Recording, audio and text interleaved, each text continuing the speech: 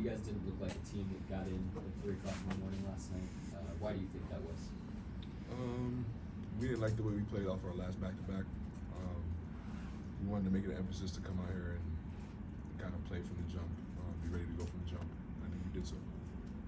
Any catalysts in those opening few moments that, 5-10 minutes of the game that you felt like were kind of affirmations of that approach?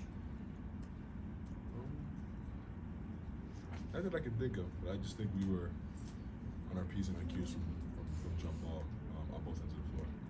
And then guys like Booz and Trey who haven't played a ton of minutes, Mark says those guys are much better players than they were a year ago at this time.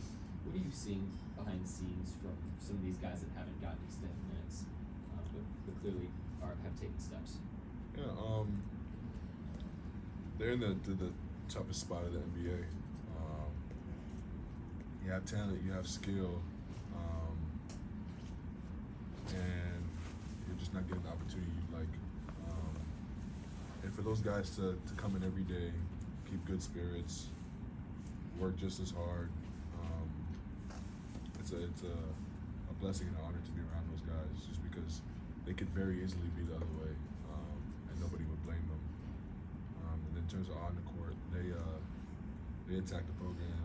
They want to get better every day. They do so, and we do that across the board, whether guys are playing or not. And I think we're seeing the repercussions of it. Shai, tonight Josh played really well, triple-double, 13, 12, and 10.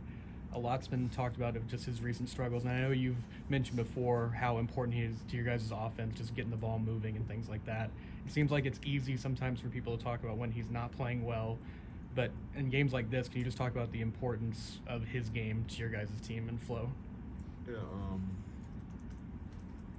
Josh is an elite passer, very high IQ basketball player, obviously huge for his position. When he is making the decisions and when he's aggressive, he's a really good basketball player. Now, when he's making shots, he just gets a whole lot better. And he went through a little bit of slump, obviously, and he's worked at it, got better from it.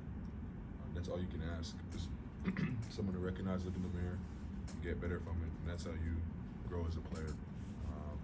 We're seeing that unfold in front of our eyes. Just Martinez and Oklahoma. And Shai, looking back a few years ago to that blowout loss to Memphis, the record-setting one, to where you guys are at right now, just how much of a learning moment was that game for you guys, and what have you seen out of the group in terms of the strides over the years since then? Yeah, we've obviously come a long way from that day.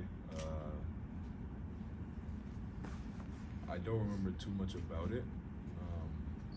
I unfortunately wasn't playing, but I remember it was embarrassing, and I did feel bad just because I wasn't out there with them. But yeah, we after that game we addressed it, and we just made a promise to ourselves to never feel that feeling again.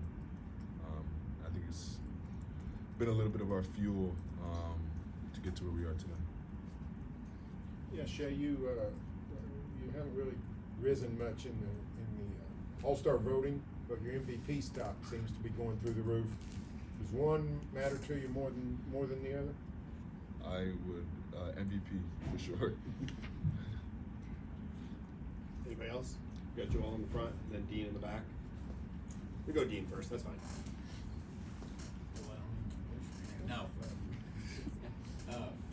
Shai, it sure seemed like it was a night that you guys could have just jacked shots up, and you were going to roll these guys anyway. But it looked like you and your teammates went out of your way to pass the basketball. Some of the assists were just incredible. But just wondered about the unselfishness and how much fun it is, how big a deal it is to you guys to play that way, that unselfishly. Yeah, one of the big things Coach was harping on was just playing to our identity, and not building bad habits no matter the score. And like you said, it's easy to kind of lose sight of what we're supposed to be doing because we're up so much. But coming out of half, we wanted to make sure that we're still doubling down on the things that we're good at, and trying to create better habits and not building bad ones going forward.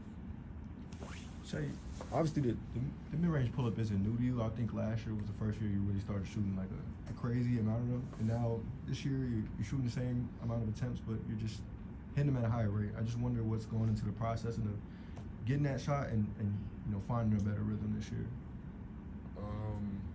I just work at it. I've had more. I don't think it's anything different. Just me having more time to work on it. I've had a year shooting them, a year under my belt, a year being comfortable in that position, and get to my spots. Anybody? Yeah, go ahead, Brad. Jay, I'm just curious. You're 8 for 8 from the free throw line tonight. You struggled a little bit at the line by your standards lot of it, on yeah. the road trip. Did you look at anything? Did anything strike you about the way you shot? I was frustrated with it for sure. I've tried to just not harp on it too much. It's annoying though for sure. I just tried to tonight just clear my mind and shoot free throws. Last one. Go ahead, Barry. You were part of that. You didn't play, but you were part of that blowout 2 years ago. Played tonight. Do you ever have empathy for the other team when you're when you guys were up 60 whatever points at some point?